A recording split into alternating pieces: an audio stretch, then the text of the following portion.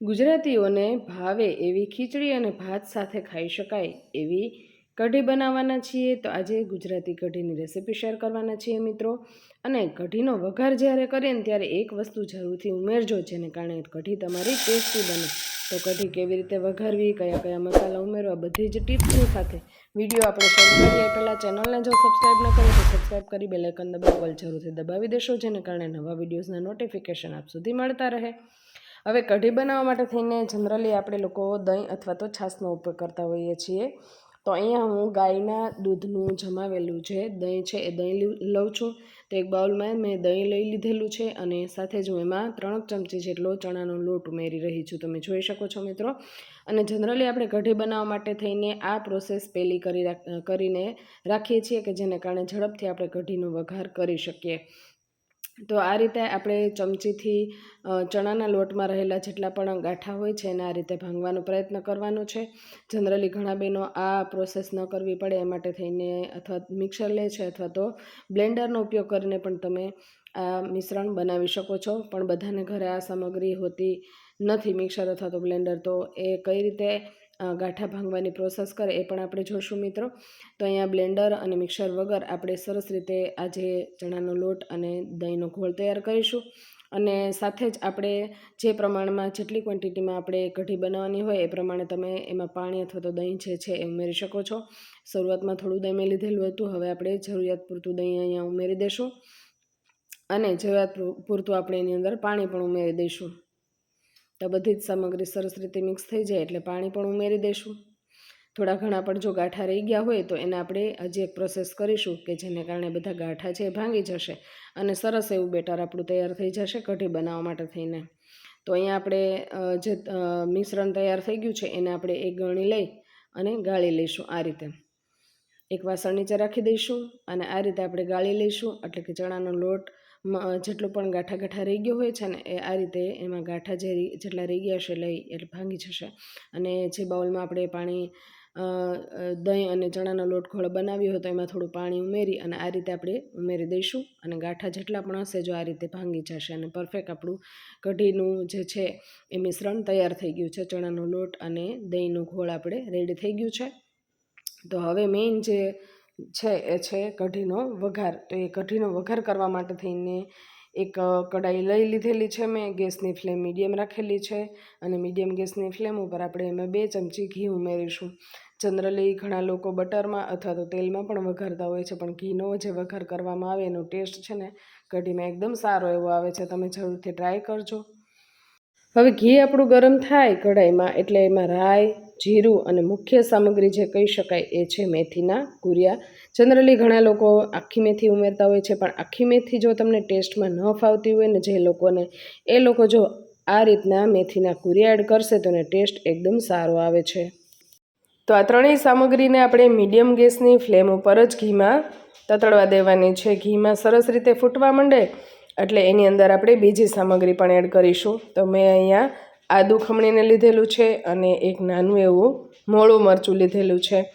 સાથે જ લીમડાના પાન એડ કરીશું. ઘણા જ સૂકા લાલ મરચાં પણ એડ કરી શકે છે. ત્યારબાદ તજ, લવિંગ અને તમાલપત્રના પાન, આ બધી જ સામગ્રીને મીડિયમ ગેસની ફ્લેમ ઉપર સરસ રીતે ઘીમાં સતળાવા દેવાનું છે. અને બધું જ સરસ રીતે સંતળાઈ જાય ને ત્યારબાદ જ આપણે એની અંદર હિંગ એડ કરી દઈશું.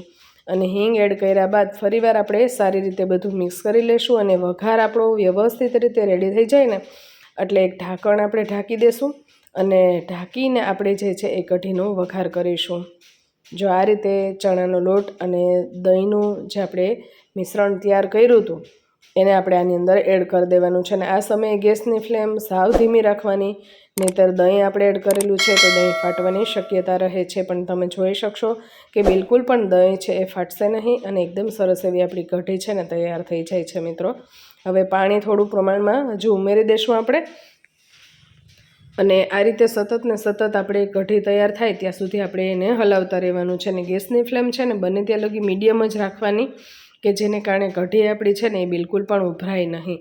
એટલે જરૂરિયાત પૂરતું આપણે પાણી એડ કરી અને ગેસની ફ્લેમ સ્ટાર્ટ કરી સ્વાદ પ્રમાણે નમક એડ કરી અને આપણે બધું જ સારી રીતે મિક્સ કરી લેશું. અને જનરલી ગુજરાતી કઢી છે એ મીઠી કઢી હોય છે, તો એના માટે થઈને ઘણા લોકો છે એ ખાંડ ઉમેરતા હોય છે, પણ જનરલી અમે અહીંયા જ્યારે કઢી ગળી બનાવીએ છીએ, મીઠી કઢી બનાવીએ છીએ, ત્યારે અમે એમાં ગોળ ઉમેરીએ છીએ, કારણ કે ગોળથી કઢીનો આખો ટેસ્ટ છે ને એકદમ સરસ આવે છે. તો 2 ચમચી જેટલો મેં અહીંયા ગોળ ઉમેરેલો છે. ગોળ ઉમેર્યા બાદ થોડી જ મિનિટ માટે હું ઢાંકીને રહેવા દઈશ. અને જેમ જેમ ફરતી કોરથી આપણે જોઈશું, જો આ રીતે ફરતી કોરથી ઉફાણ આવવાનું શરૂ થાય ને એટલે ફરી ઢાંકણ લઈ લેવાનું, નહીંતર એનો જે મેઇન વઘાર હોય છે ને ઉભરાઈને બહાર વહી જાય છે. એટલે એનો વઘાર ઉભરાઈને બહાર ન વહી જાય ને એનું ખાસ ધ્યાન રાખવાનું. તો આ રીતે આપણે કઢીની જે છે એ પ્રોસેસ કરવાની, અને ઘરના દરેક સદસ્યો જે છે એ કઢી આંગળા ચાટતા રહી જાય એવી કઢી તમારી તૈયાર થશે મિત્રો. આ રીતે તમે કઢી બનાવી અને મને કમેન્ટ કરીને જરૂરથી કહેજો કે કઢીની રેસીપી તમારે કેવી લાગી છે. તો અહીંયા ગોળ છે એ સરસ રીતે મેલ્ટ થઈ જાય ને એટલે કઢીનો કલર પણ એકદમ સારો એવો ચેન્જ થઈ જાય છે, અને એકદમ ટેસ્ટમાં પણ બેસ્ટ તો બને જ છે, પણ કલર જોઈને પણ ખાવાનું મન થઈ જાય એવી આપણી કઢી તૈયાર થઈ જાય છે. હવે આ સમયે છે ને થોડી વાર પૂરતો ગેસની ફ્લેમ છે એ ફાસ્ટ કરી દેવાનો, અને ઉભરાઈ નહીં એનું ખાસ ધ્યાન રાખવાનું. એ રીતે આપણે અહીંયા એનું ઉફાણ આવવા દેવાનું છે. જો આ રીતે એકદમ સારું એવું ઉફાણ આવે એટલે આપણે એને હલાવવાનું પણ શરૂ રાખવાનું, એટલે ઉભરાઈને બહાર ન વહી જાય. જો આ રીતે સરસ રીતે આપણી કઢી તૈયાર થઈ ગઈ છે. તો અહીંયા કઢી આપણી તૈયાર થઈ જાય એટલે હજુ પણ એક સામગ્રી આપણે એડ કરવાની બાકી છે. એક નહીં પણ 2 સામગ્રી કઈ છે એ આપણે જરૂરથી જોશું મિત્રો. તો એક છે ગરમ મસાલો, અને છેલ્લી સામગ્રી તો તમે જાણતા જ હશો કઈ છે એ કમેન્ટ કરીને જરૂરથી કહેજો. બાકી લાસ્ટમાં તો હું જણાવવાની જ છું કે કઈ સામગ્રી જે છે એ આપણે લાસ્ટમાં એડ કરવાની છે, અને શા માટે લાસ્ટમાં એડ કરવાની છે એનું કારણ પણ હું તમને જરૂરથી જણાવીશ. તો ગરમ મસાલો એડ થઈ જાય એટલે થોડી વાર માટે ગેસની ફ્લેમ થોડીક વધુ કરી અને આ રીતે ઉભરો 1-2 વાર આવવા દઈ અને ત્યારબાદ આપણે જે છે એ ગેસને બંધ કરી દઈશું.